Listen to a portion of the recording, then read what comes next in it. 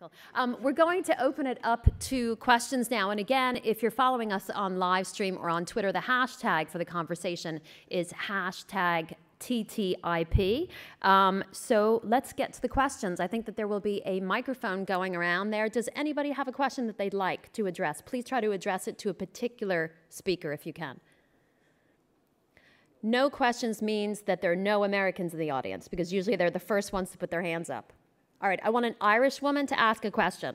Irish woman, there. Bam, with the scarf on. Yes, please.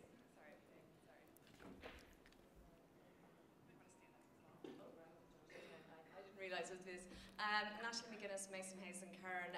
We do a lot of business with US companies. We do a lot of business with Silicon Valley, Facebook, so on and so forth. Would Michael or anyone on the panel have any thoughts about flights between here and that side of America? At the moment, there's no direct flights. It's a big issue for us. Well, that was the elephant in the room question, really, wasn't it? Well done. I think it's one of the great disgraces of recent years. There's a small Irish regional airline called Aer Lingus, which is getting progressively smaller. One of the things that they've mismanaged in the long sequence of things they've mismanaged in recent years is not expanding and developing flights to the West Coast. One of the interesting features of Ryanair's last two offers for Aer Lingus was a commitment that we would double Aer Lingus' transatlantic traffic from a paltry 1 million today to over 2 million passengers, and immediately open up 3 services to the West Coast. It's given that Ireland is the home of most of Silicon Valley in Europe, or the headquarters, and the idea that we don't have direct links to the West Coast is absurd. But it's a byproduct of, unfortunately, the Irish government's mismanagement of Aer Lingus. You'll note that despite the fact that on our 2 offers, we undertook to double the size of Aer Lingus' traffic, double its fleet, double its jobs. The Irish government turned down both of those offers in the interest of protecting jobs in Aer Lingus and the consumer interest. So sadly, the consumers will have to continue to take a flight to America or to New York, get a train connection or a flight connection there to get to the West Coast. Really dramatic and revolutionary kind of progressive Irish government thinking. But at some point in time in the future, if we ever do get our hands on Aer Lingus, you'll see a massive and pretty immediate increase, in fact a transformational revolution in flights across the Atlantic, because one of the things we'd love to do would be to compete aggressively with the American majors, who are, to be fair to them, are increasing the number of flight connections to Dublin, but mainly as a result of the fact that Aer Lingus has manifestly failed to develop its transatlantic business. Thank you very much, Michael. Okay, more questions? There's somebody in the back there. Yep. Hi, I'm Hannah McCarthy, and I'm a student from Trinity College Dublin. I just have a question for the ambassador. You spoke about how 22 packages in Europe translates to 1 job in the US, and I was just wondering how that kind of metric of growth translates with like current initiatives towards sustainable growth. I'm sorry, how that metric translates into what? Like how that metric works with kind of new initiatives towards sustainable growth, and I suppose more environmentally friendly growth. Oh, I see. Well, that particular metric, I don't know. You have to talk to UPS about that. That was their that was their statistic. But one of the things that we're working very hard with the EU on is to come up with ways that we can better integrate our economies. This has to do with a lot of the standards in our respective economies, and anytime you make your economy more efficient, that is sustainable growth, is it not? I mean, anytime you can produce goods and services more efficiently and deliver them to consumers in a more efficient way, that is progress, and that's what this agreement is really all about. Thank you. I promise I'd go to this gentleman here.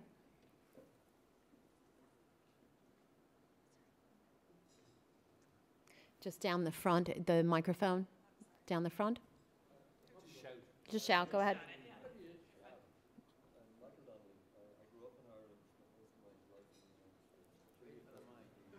I think he needs the mic. Where's the mic? It's primarily a question for the ambassador, but I'd be interested in others' comments also.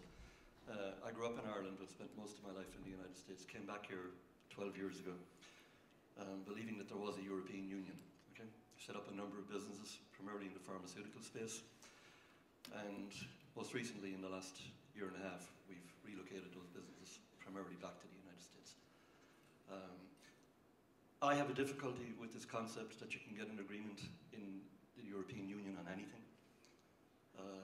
They're not capable of any concerted thinking.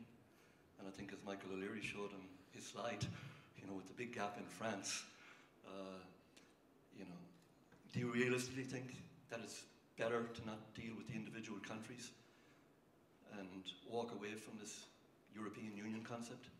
Just like you've done with tax treaties. You have tax treaties with each individual country. You don't have trade agreements with the European Union. You don't have tax treaties with the European Union. So I just think, as Michael O'Leary said, it'll take 10 years to think about it, another 10 years to debate it, and another 10 years to block it. I worry about it. I think it's a great idea, but I just can't see it happening when you've got a parliament in Strasbourg that's, what, 600, and then an administration that's many, many thousands. Be interested in your comment on that. Sure. Well, I'm a little bit more optimistic than that. Otherwise, we wouldn't be where we are in these discussions. First of all, we couldn't do this bilaterally because the European Union has the authority delegated to them by the 27 member states to negotiate trade agreements on behalf of the EU. So proceeding bilaterally is not a legal option for us to pursue. But I think you should take some heart in the fact that the EU has recently negotiated trade agreements with a number of countries. They've concluded agreements with Korea. They're almost finished with Singapore. They're in the final stages with Canada as well. And so there is some precedent for the EU having successfully completed these agreements. Now, that being said, we know this is going to be hard. President Obama said a few weeks ago when he was referring to this process that this is going to be a very tough negotiation. We have never negotiated a trade agreement with a partner of this size and complexity, particularly on the regulatory and standard side. But that's why we have, I think, a unique opportunity here, because both of us are highly motivated. Europe's in recession. They need growth. We have a recovery underway, but it's fragile. And we both recognize that we're competing against new global actors that are emerging, and they're powerful, and they have very efficient economies. And so we have a window of opportunity to get something done here. And you know, I would just urge you to be supportive. Don't give up before we start, because we're going to need the support of people like you to make this happen.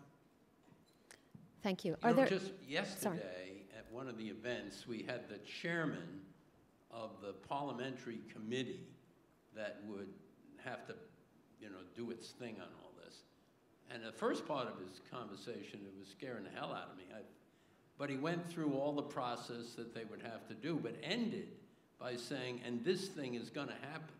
We are going to get it done. 2 or 3 of these issues, we may just, you know, put them off to another day, but we're going to get the deal done. And I sort of sat there for a minute, and I said to everybody, said to the staff, get that speech transcribed and deliver it all around to the people that are playing on this deal. I'm not going to let him off the hook. Are there any young entrepreneurs out there that want to? There's a young man down the back there. Maybe any young entrepreneurs who want to ask what's in this for them, if anything? I hope you fit that bill. I'm just assuming. The microphone. I'd also be a bit more optimistic about the European Union. You know, it has many ills, many of them at the heart of Europe. But I do think one of the great advantages of the enlargement of the European Union in recent years is you've brought a lot more countries in from Central Europe, the Poles, the Baltic states, who are much more progressive in their thinking and look much more to the example of America and the success of the American economy than they do to the failure of some kind of Franco-German, you know, socialist, communist, failed structure. So I think we should be more optimistic, and we have to push it. Thank you. Yes, from the audience. Hi, Arthur McKay, student in Trinity College. My question is for Mr. Kennard. Sir, I'm wondering about, obviously there's a focus here on trade between the EU and US, but in in this agreement, in the partnership, is it sort of a final blow to the World Trade Organization? And are we sort of saying goodbye to multilateralism as a result? And if not, how are we going to incorporate other countries? And if so, are we just going to leave the World Trade Organization to be a sort of a dispute settlement organization? It's a great question. The answer is no. I actually think that this could be a great benefit to the multilateral trading system, and I'll tell you why. One of the reasons why we have some space to negotiate this agreement is because the Doha round didn't achieve the ambition that we had all hoped for it. And in the past decade, since we've been trying to conclude Doha, many countries have moved bilaterally. And so most of the action in trade now is bilateral. That doesn't mean that we're turning our back on the multilateral system. It just means that it's more of a bottoms-up approach. It means that ultimately, if we can conclude a 21st century high-standard trade agreement between the US and the EU, others will join. Canada and Mexico will probably have some role in this down the road if we're successful. There's a certain inevitability to that. So rather than being some sort of a threat to the multilateral trading arrangements, I think it actually can inject new vitality into that system and a way of actually making progress multilaterally, ultimately. Thank you very much. I'm going to have to stop the questions there because some of the speakers have other engagements, but we'll be moving into the next panel session, so please hold your questions for then. I'd like to thank all the speakers so much for speaking to us today, for coming in, for answering all the questions, and also many thanks to the sponsor, Eli Lilly, and the US Embassy in Dublin. So thank you. Thanks to everybody, and we'll move on to the next session very quickly. Thank you.